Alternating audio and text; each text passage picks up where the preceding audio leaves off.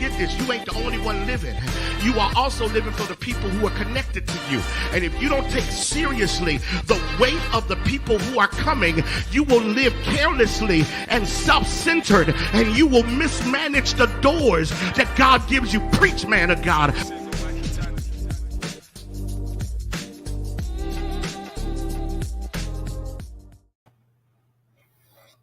Wow. Another E3 is upon us. And I am like crazy excited about tonight. So I want everybody to go ahead and invite somebody to come on to watch. Even if it's someone that ain't stuck, right? Even if it's someone who doesn't feel stuck, I still want you to come on because I really think that there's some real powerful, positive information that's about to be dropped, and I don't want you to miss what God is doing. So come on, invite people on. I'm inviting people I know normally watch anyway. So hopefully, like my wife and others. So hopefully, they will attract other people. So I want you right now to go ahead and invite. Welcome to another. You know what, everybody? I want to see you inviting people right now. I want to see you inviting people right now. I do. I want to see you inviting people right now. I want to see you inviting people right now. So go ahead and invite people right now. I want to see you inviting people right now. Come on, real quick. Just jump on invite people right now. Okay?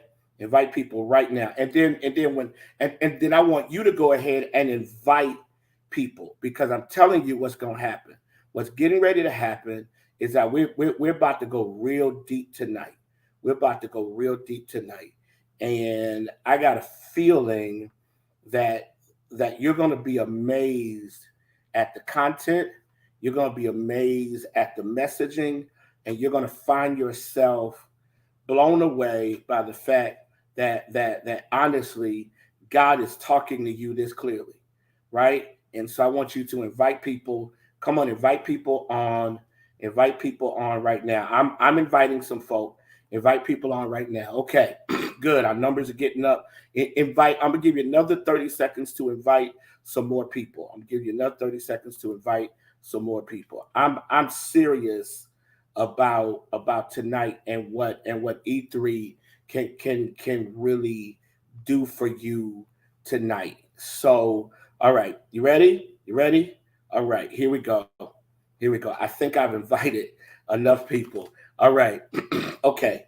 So tonight, what I want to do is I want to talk about being stuck, and I want to offer some insight as to how you become unstuck. Right? I want to talk about being stuck, but I want to talk about how you can, the things that you can do to be unstuck. And it's crazy because I think that the average person who's stuck really doesn't know how to acknowledge it, right? But once you begin to understand why your life is where it is, because a part of E3, and I'm not a life coach. I have never taken life coach sessions, any of that stuff. I've listened to a lot of content, but more importantly, I've lived a life where I understand what being stuck feels like. I've been stuck in previous seasons. I'm so not stuck now, and I don't ever expect to be stuck again. But I understand what it feels like. So I want you to just, again, keep inviting people. Anyone that you think of, invite them. All right. So I want to talk about this whole idea of getting unstuck. It's time to get unstuck. All right. Put that in the thread. Time to get unstuck. Okay. So let's jump in. What does it feel like when you're stuck? What does being stuck feel like? Let me give you some, I think, characteristics or even imagery of this whole idea of what it means to be stuck. One, you feel like your life is on a merry-go-round, right? Have you ever seen a merry-go-round? It's moving, it's busy, but there's no movement. There's activity, but there's no movement. When your life is stuck, you're just kind of going around in circles. You're doing things. You're busy. You're getting up. You're going to work. You may be even going to church. You may be participating in activities, but you don't feel like your life is showing any movement, right? Financially, you're still in the same place you were 10 years ago. Relationally, you can't seem to get that relational breakthrough. You can't seem to get that spiritual breakthrough. You can't seem to move your ministry. You can't seem to get the next places, next spaces. You're just kind of doing life, right? And you're getting older. You're getting older, but you're not showing any movement. You're getting older, but you're not showing any progress. Your life is a merry-go-round, right? Here's the second thing: you feel limited, and it's so interesting. You feel like you never have enough to do anything significant. You feel like you don't have enough resources. You feel like you don't have enough money. You feel like you don't have enough opportunities. You feel like everybody around you is moving, and you feel limited. And it's crazy when you get to this place where you feel limited. Now you start to question God's favor on your life versus God's favor on someone else's. Or you start to question, is life fair? Why is it that I'm always dealing with limitations and other people seem to be dealing with limitless stuff? Why does it feel like my family is always struggling because there's always limits? There's always something else going on. Here's the third thing. You don't see an outlet or an exit. You don't see an outlet. And I actually got this from one of my sons, Jarvis. Watch, I'm in Orlando, preaching. I preached this morning for the National Convention of Gospel Choirs and Choruses, and in the morning I preached for the Progressive National Convention Pastors Division. And it's interesting. I've been spending the last day and a half with my son Jarvis Wash. He came to spend these 2 days with me, him and my daughter Lois Wash. And it's interesting. He and I was having this conversation, and he offered this. And it really hit me, because being stuck is feeling like there's no outlets. There's no outlets of opportunity. There's no, and I'm not talking about going somewhere and blowing off steam by getting drunk or acting wild and crazy. No, what I'm really talking about is you don't feel there's any space for you to grow. There's no space for you to be better than you are. And here's one of the things I want to say to some of you. Some of you are actually successful where you are, but you're not fulfilled in the success, because there's always something else. I do this sermon about reinventing yourself for destiny. And one of the purposes of that sermon is to say to people that you must be courageous enough to live a life that is not governed by the limitations that come with being you. Everybody's life has limitations. But if you're not careful, the limitations become defining. God has not made me 6'7". So in the eyes of some, my height is a limitation. But God has allowed me to take what others perceive as a limitation and convert it, because within certain industries or arenas, my 5'2.5", my 5'3" height is a limitation. But where God has positioned me, my height is not a limitation. So a part of what God, oh my goodness, don't miss this revelation. A part of what God wants to do is to remove you out of spaces where your limitations is actually an obstruction to your possibilities. You don't have to be like this to be fulfilled and complete, right? You don't have to do this to be successful. You gotta understand that God doesn't want you living in a space where you feel no outlets. You feel no way of exiting where you are. You feel no way of getting the most out of your life. You're on this merry-go-round. So you're just going around and around and around and around. Some people are like that spiritually. You know, they go from this church to that church to that church, and they are awkwardly frustrated because for some reason I'm just not being taught, or nobody seems to identify my gifts and my ability. Once you get on the merry-go-round relationally, all you're gonna do is keep seeing the same type of relationships. That's what happens on the merry-go-round. You just see the same type of relationships, and if those didn't fulfill you, these aren't either. If this doesn't fulfill you, that isn't going to do it either, because you're on the merry-go-round. You feel limited. You don't see an outlet. But here's the other aspect. You ready? Is no measurable progress. Listen, how can I say this right? Here it is.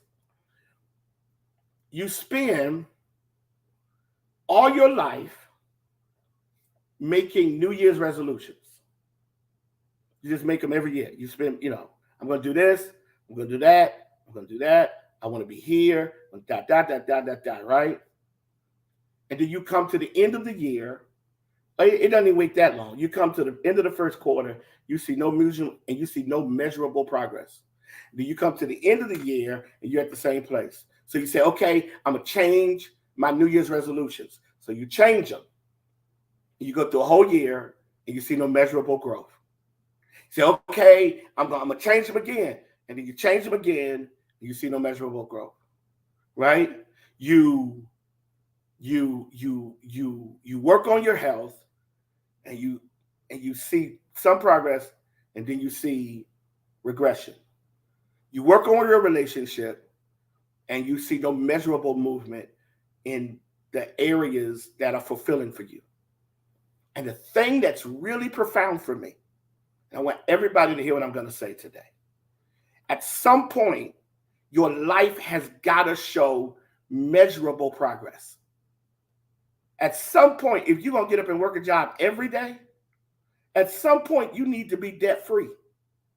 Or you need to be in a place financially where you can pretty much do the things you want to do. I'm not saying it's going to happen today, tomorrow, next week, but at some point, you want to be free enough where you don't have to continue to beg or continue to feel like you are a prisoner to a salary that doesn't fulfill you. Because if the job fulfills you, but the salary doesn't, then you have to ask the question. If you're ready, because eventually you become a cancer and an eyesore because your attitude is going to reflect that you are discontent and disillusioned and unfulfilled. And now every time you're asked to do something, you're going to ask the question, where is the measurable compensation for this? Okay, that's a tough conversation to have. Because the reality is at the end of the day, and here's the other piece. And then you are vulnerable to getting mad when other folk look like they're getting more than you. But you feel like you're doing the bulk of the work. Here's the danger of that. You eventually become toxic to yourself. Okay. No measurable progress. You're in a relationship and it just doesn't seem like there's any intimacy. It doesn't seem like there's any fulfillment. But you're in a relationship. So your attitude becomes, you know what? At least I got somebody. At least I got somebody. And now it becomes about negotiating insufficiency. Now you start to negotiate insufficiency. Now you start to find a way to agree with what is unfulfilling. by suggesting that if the slot is filled, it doesn't have to be quality. That if the slot is filled, it doesn't have to be meaningful. I'm just glad I ain't by myself. Well, you really are by yourself, right? No measurable progress. Here's the other thing, the other characteristic, in my opinion, about being stuck, is your life becomes predictable. You know how your day's going to go. You know what's going to happen. You pretty much know how the people around you are going to behave. You see no evidence that it's getting better. I feel sorry for people who've made a decision that they're just not going to do church. Because whatever happened, happened. And then God says, okay, but let me show you that I'm going to meet you here. And you go, ain't nothing going to happen. Nothing's going to get better. Nobody's going to grow with me. And then life becomes predictable, right? Life becomes predictable. There's nothing about your life that goes, aha. There are no wonderful surprises. Every surprise is a bad one. And then you say stuff like, I knew that was going to happen. I knew that was going to, because it becomes, it is hard watching people who are predictable in terms of outcomes. You just know how they're going to respond. You just see no growth. You see no movement. The same stuff keeps happening over and over and over. Same outcomes in relationships. Same outcomes in your financial seasons. And you don't really see any progress. Your career is literally going nowhere, and you predict it because you started out doing this. You started, and then that didn't work, so you went and did this. Then that didn't work, then you went and did this. Then that didn't work, you went and did this. Then that didn't work, you went and did this. And so everything is predictable. Here's the last thing, and it's tied to all of this. Nothing seems to be working. Man, nothing seems to be working. It's like, oh my God, nothing is working. Nothing seems to be working. So I'm on this merry-go-round, feeling limited. I don't see any positive outlets, no measurable progress. My life is pretty predictable, and nothing seems to be working. That's when you have that revelation, you are now ready to be unstuck. When, if in any area, for years, my financial situation, I was stuck. I was stuck financially. I went through a season, Jeff Dennis, I went through a season where I would preach all year. I would do work of the church, da-da-da-da-da. Then I would get to December around Christmas and the money would be tight. And I would be dependent on the saints to give me Christmas money so I could do certain things for Christmas. How I go a whole year of being busy and active and end up every December tight because I had built my life on all that activity. Oh my God, don't miss this revelation. I had built my life on all that activity. And when the activity stopped, because December, nobody was inviting me to preach. In December, nobody was really asking me to do anything. So by the time I get to December and all the activity stopped, so entered the dry space. So now I started looking to January to extricate me from the cycle that my life had been in, it was in. It ain't there no more, right? God has done some things. I'm going to show you some things. Some of you are literally there where you can predict, like our church, oh, this is honesty. We can always predict that summer's going to be tight.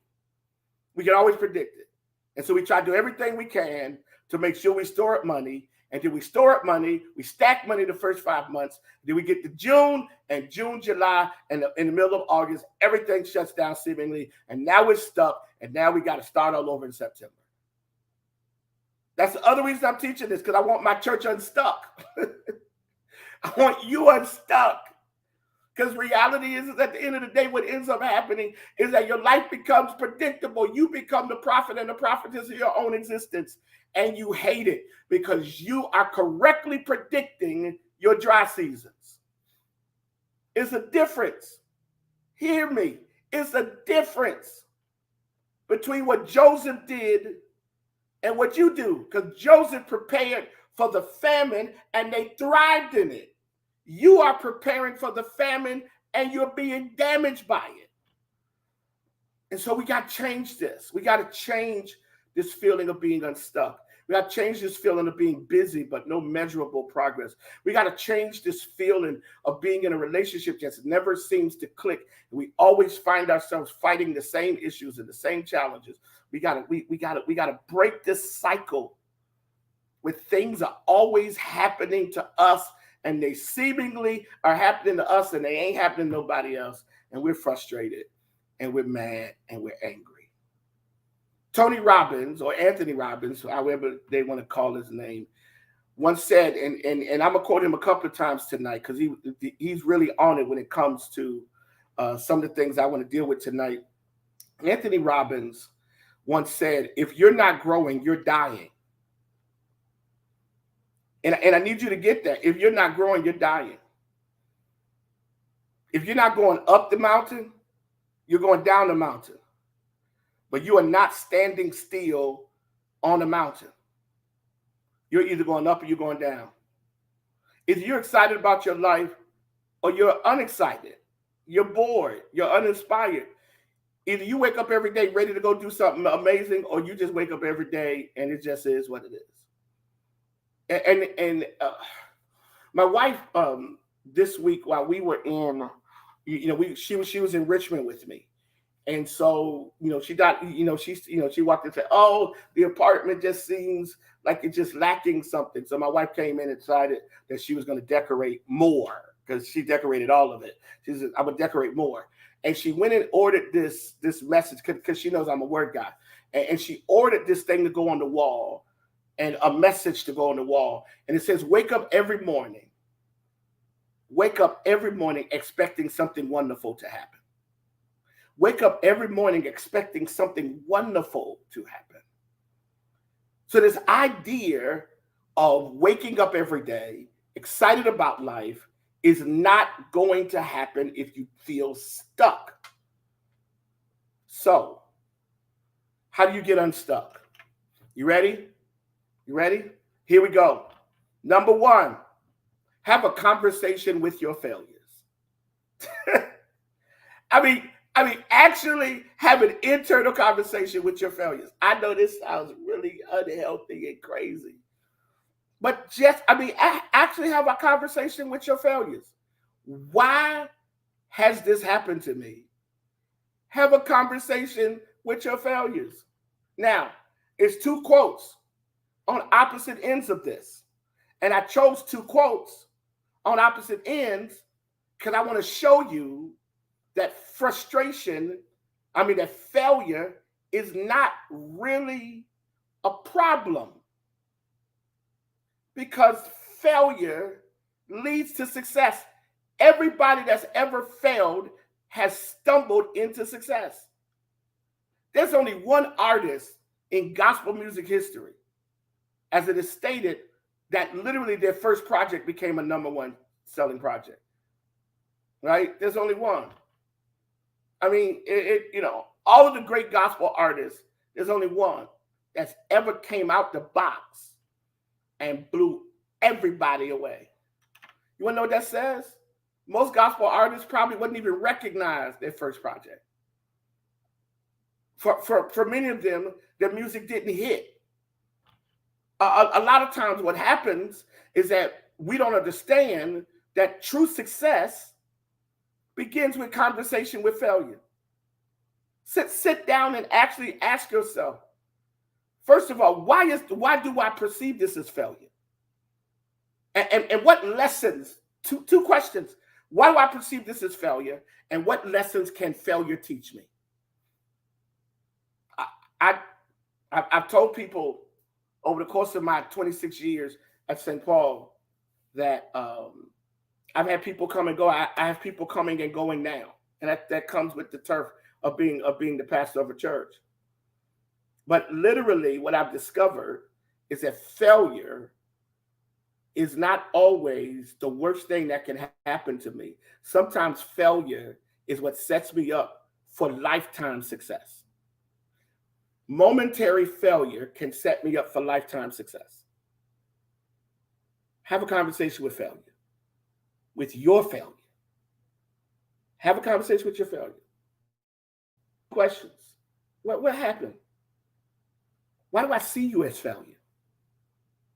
And what are you trying to teach me? Everybody that's on, please put in the chat. Failure is not my enemy. Have a conversation with failure. Failure is not your enemy. Have a conversation with failure. Here's the second thing. And this almost sounds crazy. You're having a conversation with failure. Here's the second thing. You're listening to your frustration. Listen to your frustration. You are frustrated about some things in your life. Listen to it. Some of you are frustrated about some things in your life. Sit down and actually listen to it. Actually listen to the stuff that's frustrating you. Listen to it. Pay attention to the stuff that's frustrating you. Actually have a conversation with the stuff that is frustrating you. Right? Just have a conversation with something that's frustrating you. Why am I frustrated that people are not back at church? Okay, I'm putting it in quotes. Why am I frustrated that I cannot financially get to certain places? Why am I frustrated that I can't find the love of my life? Why am I frustrated that my children don't seem to be getting to that next level? Why am I frustrated? There you go, Trina. Great illustration. Great statements. It's about self-awareness. Listen to your frustration. Now, there's a quote by J.R. Ensign. Right? Watch this. J.R. Ensign. Here's what they say. Frustration is the nagging feeling that tells us we're not listening or following our intuition. You get that? Listen, it's the nagging feeling that tells us we're not listening or following our intuition. So a lot of times the reason why I'm frustrated is I'm not paying attention to what it is that's frustrating me and why the frustration exists. I'm not listening to my frustration. I'm just angry that I'm frustrated.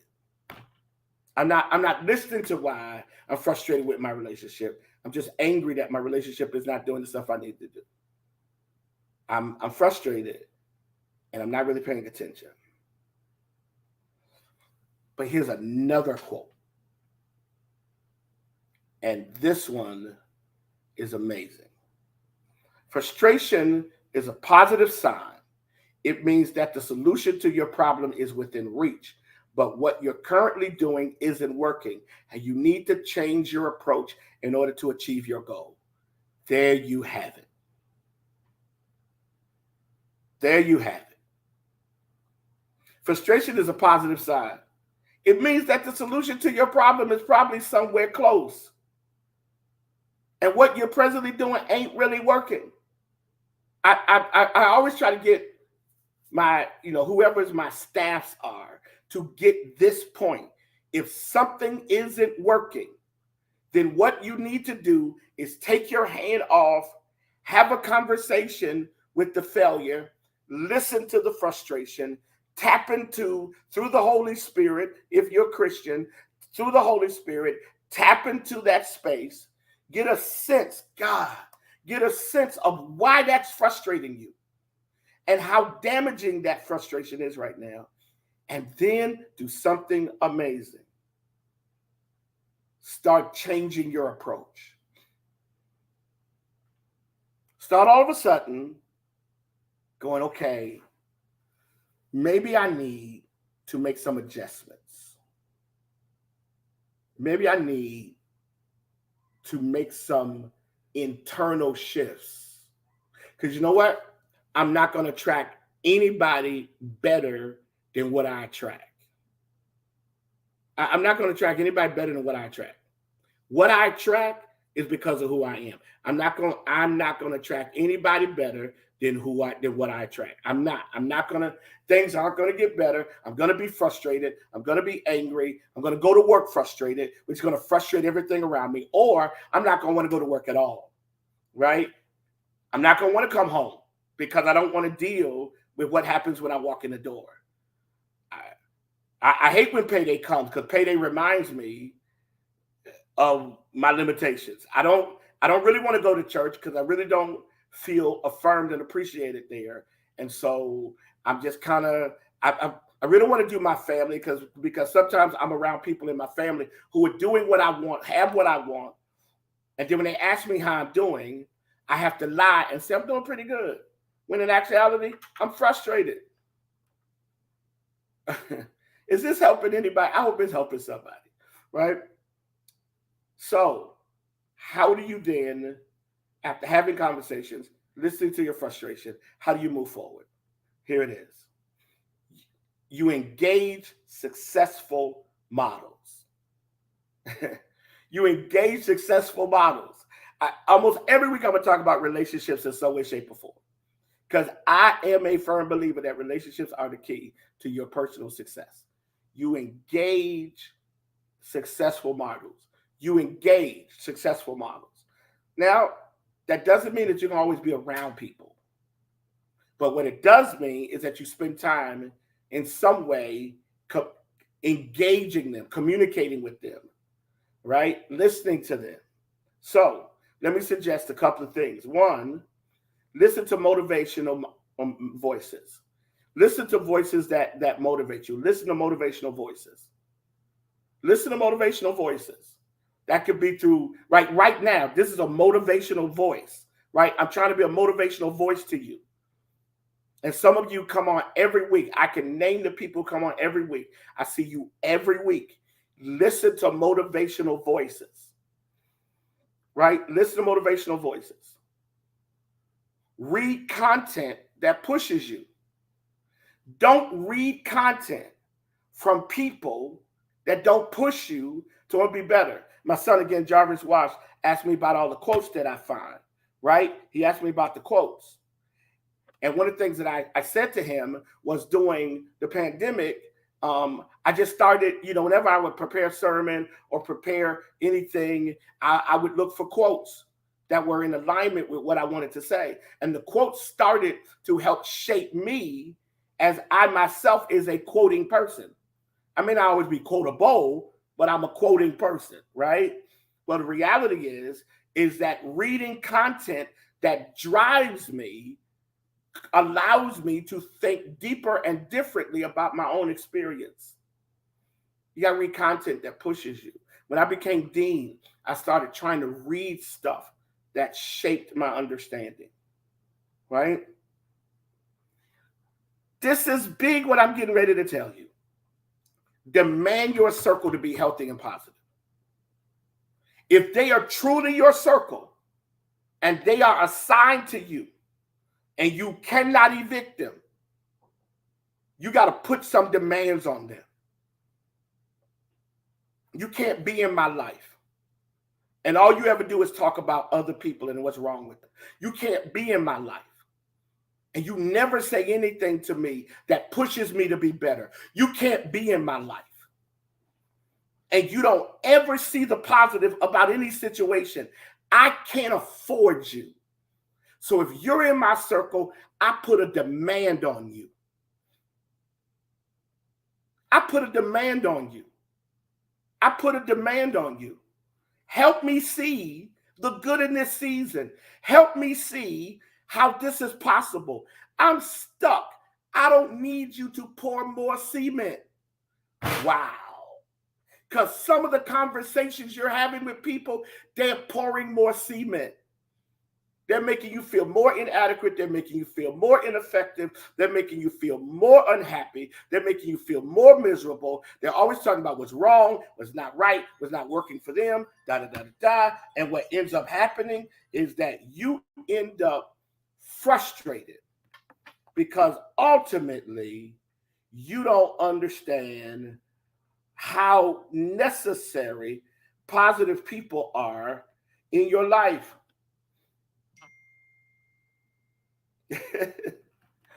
You need to understand how necessary positive people are in your life. Put a demand on people. If they love you, they'll step up. No, get this. If they love you, they'll step up because you're going to have enough negative people that ain't in your circle. You're going to go to work and you're going to work with some negative people. You're going to be in the grocery store and you're going to get negative vibes. You're going to go to family gatherings and they're going to be a negative person, but they ain't in your circle. Just because you're in my family don't mean you're in my circle. And listen, and because I'm going to demand you to be healthy, you do not have permission to always be going through. At some point, you got to be able to tell me, I like where you are. I like what you're doing. And I'm excited about where you are. You cannot have people who do not see anything good about your life.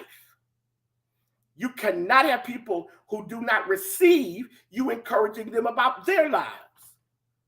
At some point, they got to be excited about their life. And at some point, you got to be excited. So when you go to work, when you come home, when you're with your friends, when you're doing anything, people go, wow, look at that circle. Listen, I've got friends. I got a group of friends, right? God has given me amazing relationships, right? And I got a group of guys who are excellent in ministry and excellent in the quality of their lives. I got a friend in Atlanta that every time I go to Atlanta and I preach for him and I go to his house is amazingly excellent and it inspires me. The positivity of, his space is just immaculate. Him and his wife have done an amazing job of building out this house. You know, I call his name Jesse Kearney. It's an amazing house. And every time I'm there or my family is with me, we are inspired. And that house inspires me. He has an office, the Kappa office, and man, it's just amazing. I said, I'm gonna get that. Why? Watch this. Because watch this. When you're in the right circle, jealousy is not acceptable. When you're in the right circle, jealousy is not acceptable. I love the fact that I have friends that if they preach in front of me, I don't have to be insecure about them. I can be confident in who I am. And they're going to assure me of my confidence in me. They're going to actually build up that confidence. Wow. Which means that your circle now becomes that group of people who, when you get ready, when you're about to feel stuck, they ain't pouring cement. They're going to get a jackhammer. They're going to get a jackhammer, and they're going to get you out of that stuck place. Nah, you ain't drifting there today. You're not drifting there today. Nah, I hear you. Okay, get it out. You done? Get it out. Listen, my mom was a classic jackhammer, right? My mom was a classic jackhammer. Every time somebody around her tried to act like they were stuck, my mom said, okay, you finished? Okay, so what's the Lord saying to you? You finished? You done? Man, my mom was good for you done? You done? You done having a bad, you done? Okay, so what the Lord saying? Okay, you need to go pray. Right? Demand your circle be positive. And here's the other thing. Here's the last one of this. Become a history buff. Become a history buff. What does this mean? Go study the lives of people who thrived and excelled. And as people of color, we've got people in our history who has thrived in the worst of conditions. Sojourner Truth thrived in the worst of conditions. Mary Bethune-McLeod thrived in the worst of conditions. Booker T. Washington, W.B. Du Bois thrived in the worst of conditions. Madame Walker thrived in the worst of conditions. Become a history buff. Frederick Douglass thrived. Become a history buff. Study the lives of people who did extraordinary things. They thrived. Now, when all of this, listen to motivational voices and reading content that pushes you, demanding your circle be healthy and positive, and becoming a history buff. You put all this together, there's one big word I want everybody to put in the thread. Application of what I learned. Application of what I learned. Right? Application of what I learned. Application of what I learned. My example of a marriage is my mom and dad. That's my example. My dad came out of Dothan, Alabama, wasn't really able to read well, but he had a call of God upon his life. And instead of having a woman in his life who made light of the fact that he couldn't read well, she became his tutor and worked with my dad to teach my dad how to read. And my dad was able then to qualify to get his license from the Mount Pleasant Baptist Church. And the rest is history for this man's life. It took a woman who was capable of managing a flawed man, loving him, and in turn what my mom got was a hardworking husband, LaJona. And LaJona, I'm super proud of you. LaJona is about to finish her PhD. I didn't mention that yesterday, and I should have. I'm super proud of LaJona because she's the example that a single mother can do whatever she wants to do. And my mom became my dad's biggest fan and most trusted critic. Here's what I discovered. You can't be my critic if you're not the one that celebrates me.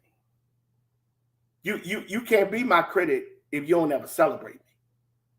I want to hear what's broke with me. If that's all you can say to me.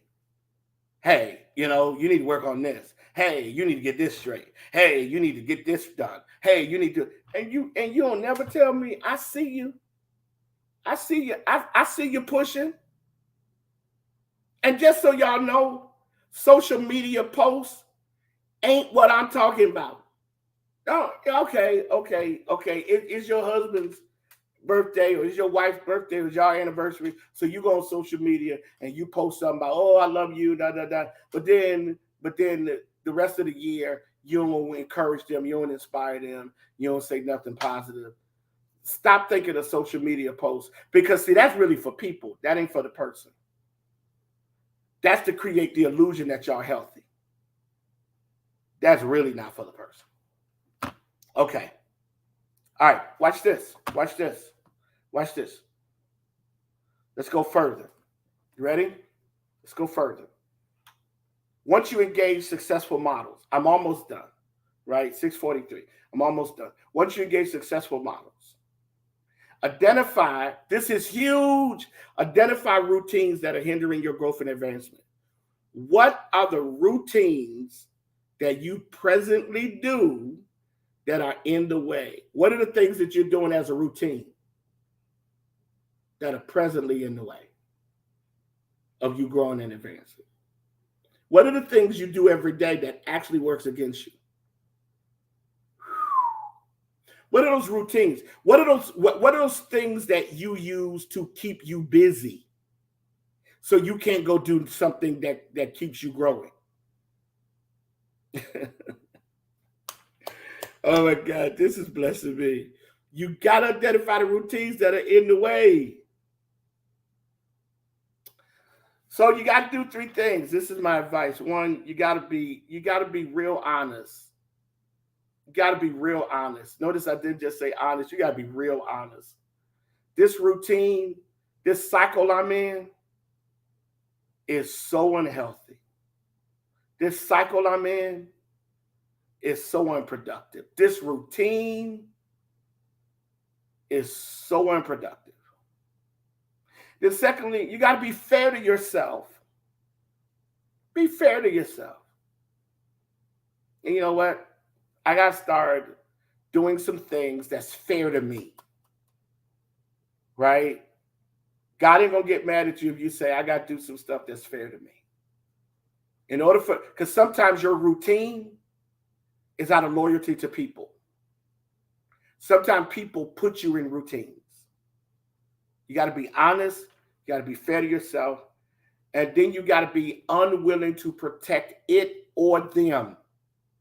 Because sometimes your routine is because you're protecting people who are not taking responsibility for their own life. You got to stop protecting it or them. And here's the thing I discovered. Because you are unwilling to be fair to you, because you're overcompensating for them, you are no longer protecting yourself from that which is causing you to be stuck. Sometimes you got to protect yourself from it. You got to protect yourself from them. Because sometimes them is the reason you're stuck. Okay.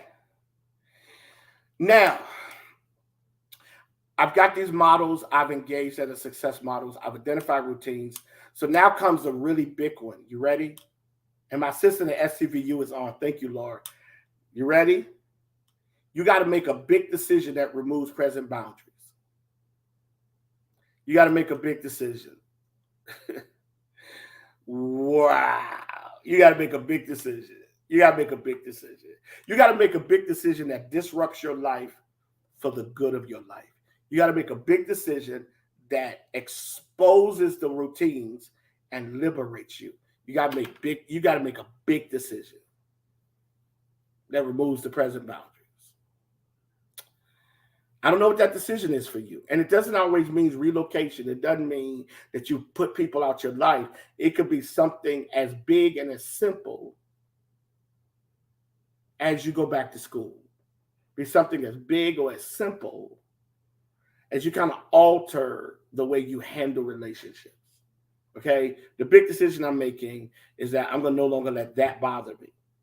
Okay? Big decision I'm making. One of the biggest decisions I made was to get over the anger of a previous season in my life and to change my tone in how I talk to people. Well, how I talk to my wife. That was a big decision for me. And it changed my life because it changed the quality of my marriage. I made it early. I made it very early on. And it changed the quality of my life. What big decision do you need to make that changes your life?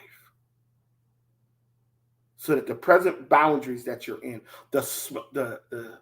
okay.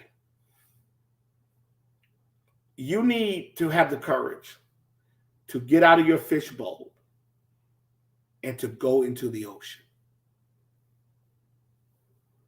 Get out of your fishbowl. Go into the ocean. Okay. Stephen Covey once wrote, "We are the creative force of our life, and through our own decisions rather than our own conditions, if we carefully learn to do things, we can accomplish those goals." We are the creative force of our life, and through our own decisions rather through our conditions. And if we carefully learn to do things, we can accomplish those goals. God has given us the ability to make decisions. The Bible is filled with a bunch of folk who made decisions. Joseph made a decision not to be angry at his brothers. Abram made a decision to leave the land. Moses made a decision to go back to Egypt. Right? David made a decision to go fight Goliath. Rahab made a decision to protect the men who came. You make decisions. Joshua chapter 24 says, "Choose you this day who you will serve." You are the creative force of your life. That means God has given you the ability to make decisions. Do not give your decision-making power to conditions.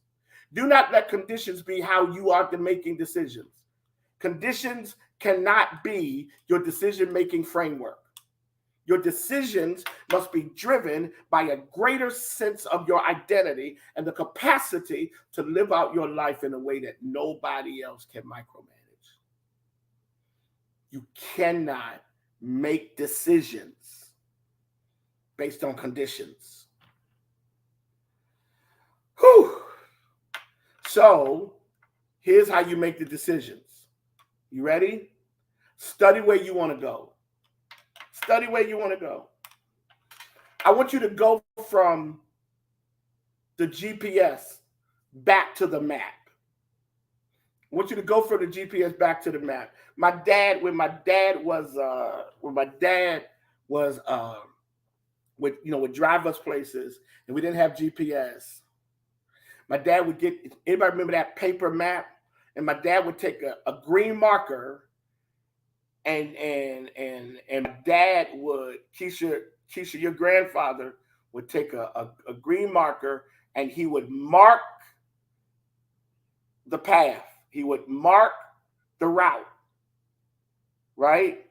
And then every night before we take a trip, my dad would take the map and my dad would sit down and he would study the route. He would sit down and he would study the route. And he paid attention to all of the nuances of the trip. Have you been studying where you want to go? Do you have an idea of where you want to go? Exactly where you want to go in life? Exactly what people see, y'all gotta pay attention to me. Every time I say that I want to end up retired in a beach house, the beach house may be more symbolic than reality. The beach house is a symbol of a place of rest and freedom for me. The beach house is a declaration of the condition I want in my life. You gotta study where you want to go. I know where I want my life to go. Where's your map? What? If somebody sat down right now and said, tell me where you want to go in life, and you go, I just want to be financially free. What? Okay, we all do. What does that mean? I just want to be happy. What does happiness look like to you? Where's your map? If you in your 30s and 20s and 40s and you ain't got a map, where's your map? Because you ain't gonna always have strength. I know there's gonna be a day, ain't nobody gonna invite me to preach. I'm gonna be too old. So where's my map?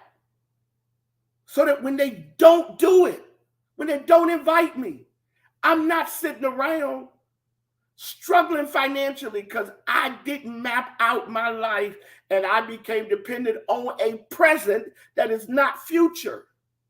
Where's your map? Where's your map, y'all? What is life gonna look like after they stop offering you opportunities? Where's your map? Where's your map? Here's the other thing. You ready? You ready? Redirect your thoughts to the goal of the decision. This is really good, y'all. Hey, Ray, leave that up for a minute. Don't take it down. I need everybody to get this one. I need everybody to get this one. I need everybody to get this one.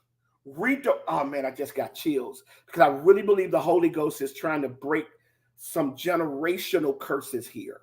I believe the Holy Ghost is, and typically on E3, I don't talk, spirit, talk, but I believe the Holy Ghost is trying to do something right now, because the reason why some of you are stuck, the reason why some of you are in this cement, you ready? It's because your thoughts are always on the immediate crisis and never the goal of the decision. Your thoughts are always on the immediate crisis. You live in the place of immediate crisis. That's where you live every day. You're always in the immediacy of the crisis. It's the thing happening now. It's the thing happening now. It's the thing happening right now that has consumed you. It's the thing you're dealing with right now that has taken all of your energy and has drained all of your energy. All of your thought process is embedded, invested in the present issue. You and your husband or you and your wife are only dealing with the present. You never talk about the future. When you talk about the future, it's never bigger than what is a present situation. So you got to redirect your thoughts to the goal of the decision. That you're going to make a decision. Then now I've got to refocus my thoughts on the goal of the decision. My thoughts now have to go to the goal of the decision. I'm trying to finish this tonight because I really try. I mean, E3 is supposed to be 20, 30 minutes. It ain't supposed to be 50. But the last few weeks, God has really been opening my mind to this stuff and showing me layers and levels and layers and levels and layers and levels. I've been praying for God to deepen my awareness so I can help you see some things. And here's the thing God is showing me. You got to redirect your goals, your thoughts to the goals of the decision. What decisions Have you made? What's the goal of the decision? And now, do I have the courage to take my thoughts out of the space of the negative presence or the crisis experience and redirect my thoughts? If I'm going to make a decision that I'm going to do this, my thoughts have to go there. Doesn't mean that I ignore my present. Just means that my decision that I'm making is going to give liberty from the present that I'm existing in. All right. Okay. Man. Here's the other thing I want to encourage. You can take that down, Ray. You can put up the next one. Here's the other thing I want to encourage. Talk only to those who understand the cost. You can have a whole lot of conversations, but when you start really dealing with decisions, only talk to people who understand the cost. Stop talking to folk that don't understand the cost.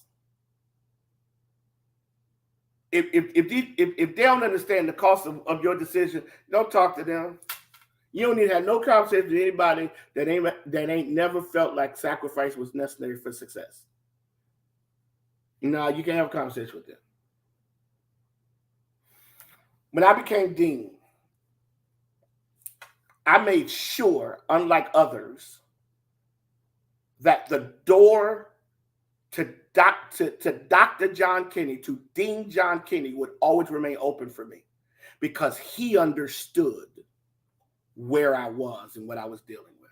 I made sure that I kept the doors open to the previous deans that are still alive.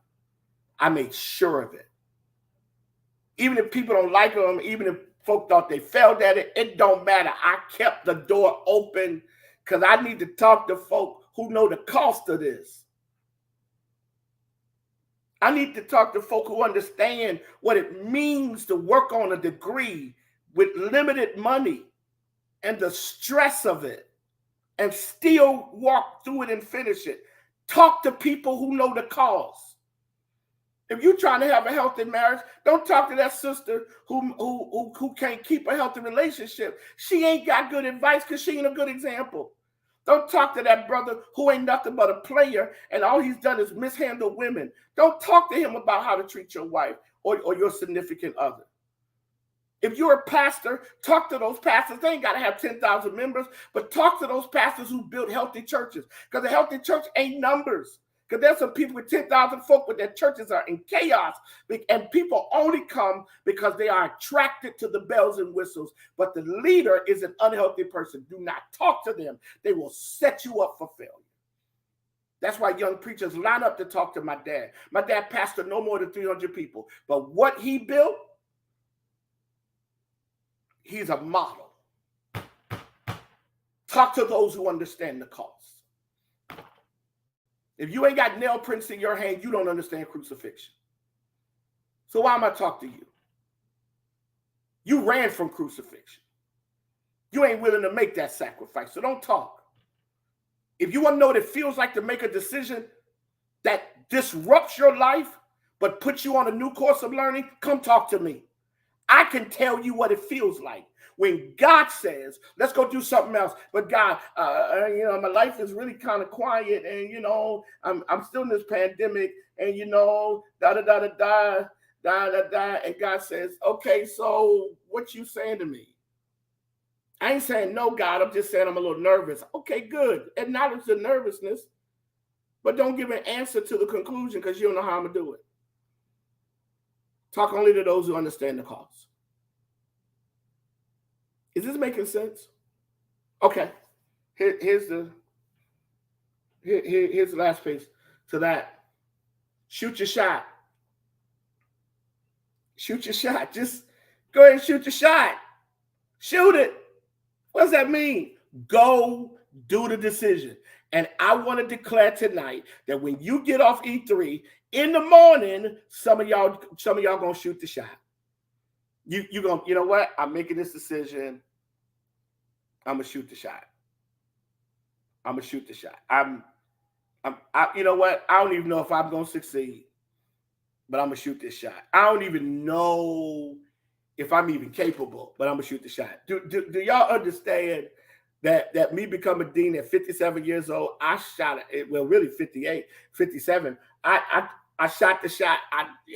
Because when the president asked me, when the president asked me, he basically said, "You are now the new dean." I still could have said, "No, I thought about it. I don't really want it." I told him yes. My wife and I ain't know how we gonna pay airfare. I still say yes. I didn't have nowhere to live. I still told him yes. I ain't never been nobody dean. I've been the dean of gospel heritage, but that's a little different to be the dean of a accredited seminary. But I told him yes. Shoot the shot. Shoot the shot. Well, here's the last thing, and I'm done. And this is going to sound really crazy, but only look back to celebrate progress. Only look back to celebrate progress. Only look back to celebrate progress. Only look back to celebrate progress. Only look back to look at where God's brought you from. But don't look back to romanticize. Only look back to think about how far God's brought you. There was a season I didn't want to hang out with my frat brothers at Virginia Tech. I loved being a Kappa. I loved it, but sometimes I ain't want to go to nothing. And I didn't. You want to know why? Because I really didn't feel like just talking about the old days. Like the old days were the only days. No, because too much of my life was forward. Every now and then it's cool to reminisce, but only do it to celebrate. Don't do it to be imprisoned. I'm done. I took a long time to get to the end. Please share this with somebody else. Do that for me. Share it with somebody else. When you get off, if this has blessed you, share it with somebody else. Thank you all for everything. I do want to let you know that on the third Sunday in August is my 31st and 37th year of ministry. And we're going to have a celebration at our church. It was so interesting today. Steve Hurd, who I've known for years, and he's one of those voices that God has used to bless me. Steve Hurd came to me and said something to me that really blessed me. Steve Hurd came to me and said, "I thank God you told God yes." My Cash App is $ Bishop JEG. Somebody typing in thing, someone's asking, $ Bishop JEG. He said to me, "Thank God you said yes." 37 years ago, in utter fear, uncertainty, I told God yes. And you want to know what's really funny? When I started out, I stuttered so horribly and horrifically. So there were people who questioned my yes. 37 years later, I still stutter sometimes.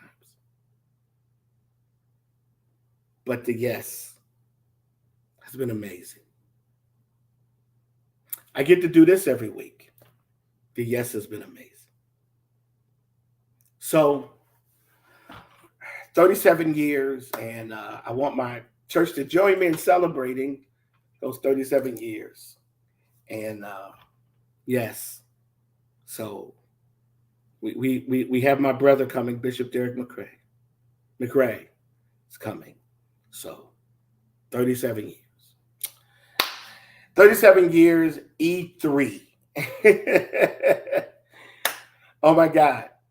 Can I tell y'all this? Except for the pandemic, there would be no E3.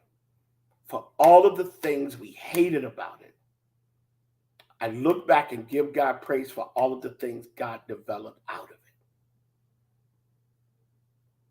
it. E3. Thank you guys so much. I love you. You're the best. I'll see you next week. E3. Take care. Bye-bye.